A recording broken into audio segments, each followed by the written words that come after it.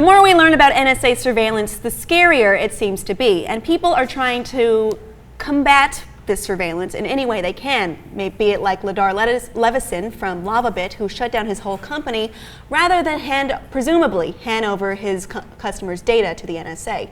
But there's a new solution presented in The Guardian called Dead Man's Switch. Well, it's becoming more and more apparent that the NSA has its hands in a lot of companies, and that knowledge isn't public. Yes. In fact, so much that those companies aren't allowed to tell their customers that the NSA is snooping around. That certainly seemed to be what that letter implied. Right. From Levison. So Cory Doctorow recounts this story about the FBI demanding library data from librarians, and librarians being outraged at this, so much so that they couldn't tell the people at the library or that used that library that the FBI was looking for records. But one librarian came up with a clever solution. She put up a sign that says, "The FBI has not been here," and in parentheses, "watch very closely for the removal of this sign." That's a clever way of saying it, because Levison could not say, "I have to hand over this information and I don't want to do it." They barred him from that even. So this is a very clever subversion. Yeah, you can't tell people that a government agency has been snooping, but you can inform them when they've not been snooping and then stop informing them of that. I like all these negatives. So this is the idea behind the dead man's switch.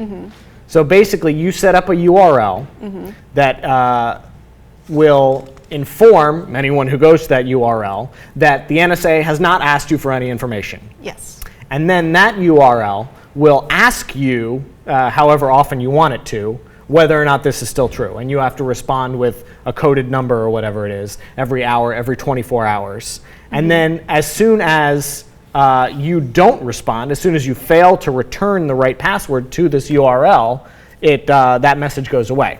So anybody that subscribes to these with an RSS feed would immediately know when a return message hasn't been sent, and perhaps the NSA has asked for information, which does not break the laws that say you can't tell people when the NSA asks for your information. I love it. I think it's pretty clever and pretty great. I hope someone implements it immediately so I can become their best customer and subscriber. That said, I'm sure the government will find a way to outlaw this too, or get some way around it, or... We're doing the best we can. We're doing the best we can.